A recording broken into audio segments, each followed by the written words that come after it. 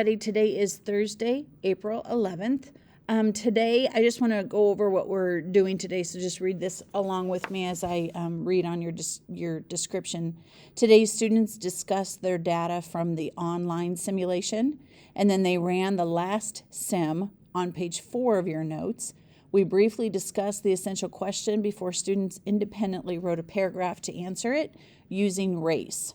And then when they were finished, students were able to practice for the vocab quiz by completing a practice quiz, which is in this folder. The homework for today, finish answering the essential question if they didn't finish it in class. So this is something that is, I'm asking you to turn this in. It's due tomorrow. And then submit it to Schoology. If you're working on a paper copy of the notes, show me the paragraph. So if you have a hard copy of your notes at home, and so you're writing everything on your notes, then when you get back, you'll show it to me, okay? And then homework for tomorrow. Also, don't forget, I need to write it on here. Don't forget, let me just go ahead and edit it while I'm talking to you. Don't forget that we are having our vocabulary quiz over words 1 through 10 on Friday. So don't forget to study for that. There won't be any examples. I'm not asking for examples. It's just going to be strictly your vocab definitions. So I'm going to open up the folder. You'll see here's your practice test right here. It's just a really simple. Oh, well, that's not at all what I wanted. I'll change this. It's just the term, and then this place over here is going to be blank. Good thing I looked at that. My goodness. And then there's a place right here. Here's the ecosystem essential question. This is where you're going to hand in your essential question. Let's go ahead and go into your notes so that you can just fill in the blanks here.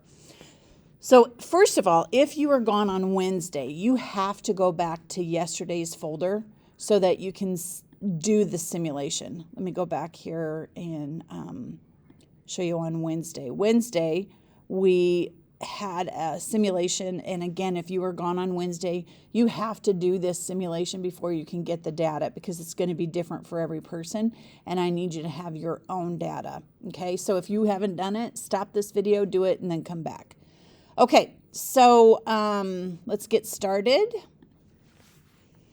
So the lab procedure, we did the first one together, remember, and this is what the graph looked like. We saw that plant A increased in population starting at 5,000 and it increased to about 10,000 and then it became stable.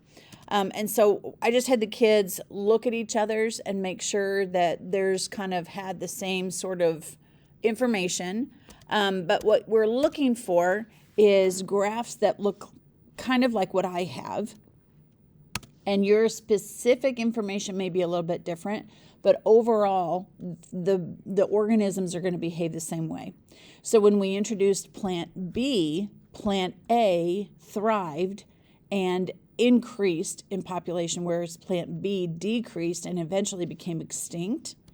When we added plant C, we see that plant A still survived, thrived, and plant B and C eventually decreased to extinction. Plant A, B, and C were still there in the green, and then we introduced the rabbit. And what we can see is that plant plant C this time was the one that decreased. A and B kind of had this up and down, increase, decrease over time, but then eventually became stable. And the rabbit increased right away and then decreased and then increased, decreased, whatever. So we talked about this one a little bit. I kind of wanted to focus on number 4. Here's the interesting thing. When we only have plants, we see that not all plants can live in the same area at the same time because they're competing. So they're competing for resources. They're competing for a place to live. And if you notice plant A, when you turn that on, the picture of plant A showed that it took up a lot of space. And so something is happening with plant A where it is overrunning. It must be perfectly suited for this environment, and in the competition for resources, for water, for space, for nutrients in the soil,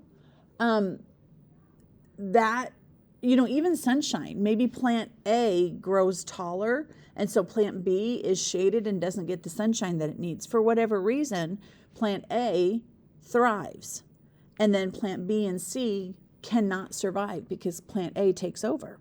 And so when we introduce an herbivore and the herbivore eats that plant A, what we find, interestingly, is immediately, obviously, the rabbit is eating it, so we can see that plant A will go down, and then plant B kind of overtakes it because plant A is being, I think the kids were saying, it's like they were being kept in check. And so then you can see if plant A goes down, plant B had a chance to go up at that time. And then the rabbit population decreased because the population of their food resource decreased. They didn't have enough energy to reproduce. And so, we see this fluctuation until ultimately we have this stable environment. But what happens then is plant C has to fight for competition, fight for the resources, and it's unable to survive. And then we introduce another herbivore. We introduce a deer, and the deer eats the plants. And so kind of the same thing happens. We see where the population of the rabbit and the deer both increase over time, but then, over time they increase from where they were. But there's this up and down, and you can see it's sort of a checks and balances. Do you remember when we talked about the Florida video, and we said the boa constrictor, the python, eats like a raccoon, right? Well, then if there's less raccoon, whatever the raccoon eats, which was the crayfish, that is going to increase because they don't have as many deaths. They don't have as many predators, and so they can increase their population. Well, then what happens is anything else that eats the crayfish, there's an excess of crayfish. So now all of a sudden they eat a bunch of crayfish, and then that population can start to increase because they've got a whole lot of energy. Well, now the crayfish population decreases. So there's always this like ebb and flow, this increase and decrease of population until ultimately we can reach this area of stability. But only plant C went extinct. So something is happening with the resources between the plants that plant C is just unable to survive in that ecosystem. So we kind of talked about that. We talked about what all that means. And then I had the kids do this last test on their own. And we're introducing a top predator, which is the wolves. And we have the wolves only eat the rabbits. And this is kind of what we saw, or what you should see. So go ahead and run that, take a screenshot or draw the graph, and then we're going to go ahead and put in our explanation. It's plant A and B fluctuate until plant A kind of like increases, and then it sort of comes back. Increases, decreases, increases, decreases. And it's kind of, it increases over time. I think it actually, this one started at 5,000. I'm almost wondering about my data now because I'm looking at it and it doesn't look right. I'll have to go back and look at that again. Anyway, you can see that there is that fluctuation of all the species. Oh, you know what it is? I've got my graph upside down. Good grief. All right, I'll have to go ahead and fix that. But you'll have your graphics, so you'll be able to see it. So plant A is going to start at 5,000, fluctuates, it ends at about 5,000. So we would say over time it remains stable because it began and started at the same number. Plant B actually decreased over time. Plant C decreased until it became extinct on about day 32. The rabbit increased, and then it fluctuated, but then overall it increased to about 1.5 times its original population. And then, but the deer population decreased. Here's the interesting thing. If the rabbit, the top predator is eating the rabbit, we expect the rabbit population to decrease over time, but that's not what happened. Because there is enough plants for the rabbits to eat, they did decrease, but then they came back and they increased too. So it didn't really, it affected the rabbit population for sure, but they just ate more plants, which affected the plant population, which is why the plant population for plant B kind of didn't do very well. And then the deer population, we've got an increase, but then ultimately it decreased. So we went from 1,000 to 100,000. Why? Because their resource, it wasn't enough for them to sustain 1,000 deer in that ecosystem. Remember carrying capacity? So there just wasn't enough resources for the deer to survive at that number. And then predictably, our top predator, we only started with 10 on the first day. And of course, there's enough resources for that predator. So there was an increase until 132 predators on day 100. The challenge that we had here for the lab procedure, I told the kids if they wanted to do that on their own, they certainly could, but we're not going to take time in class. So now we have this essential question.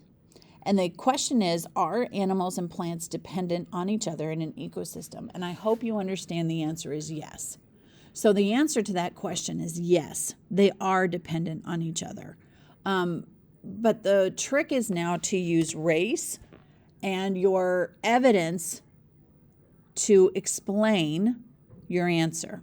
So restate and answer the question, cite your data as evidence, and so be specific. You don't have to say, on this day there were this, in this test there were this many numbers, just overall. What did you see happen? When population increased, what happened to other populations? Or when there were two different populations introduced, was there competition?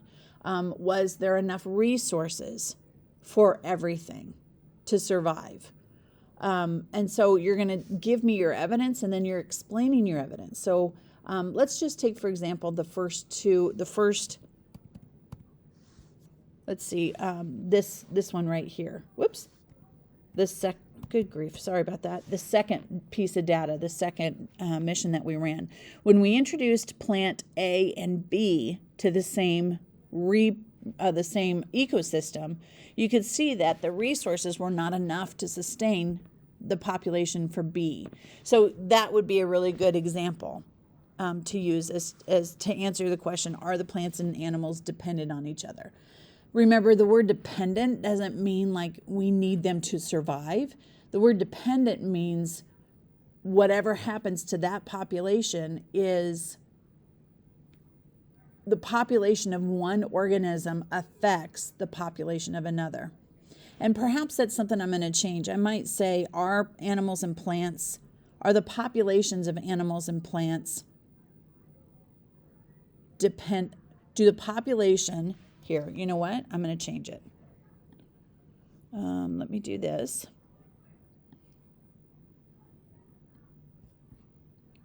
You're following along with me while I'm figuring this out. I haven't taught the lesson yet, so this is what I'm anticipating, and I'm glad that I went through it with you guys. So here's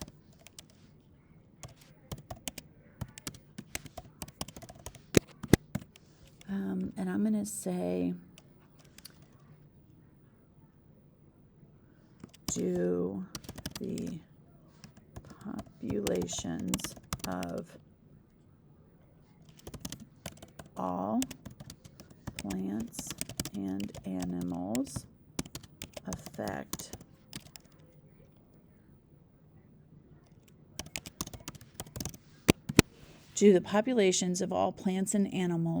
affect each other? That's a horribly phrased question. But I think, let's see, how about this? How about, does the population of plants, of one plant or animal, I like this one better. Does the population of one plant or animal affect other populations? There, that's a way better question. Okay. So once you write that little paragraph, then you're going to turn that in. And basically, it's a scientific argument, not meant to be anything super long. If you need additional space, you certainly can take that space and use it. But you should be able to answer the question there. Okay? All right, let me know if you have any questions.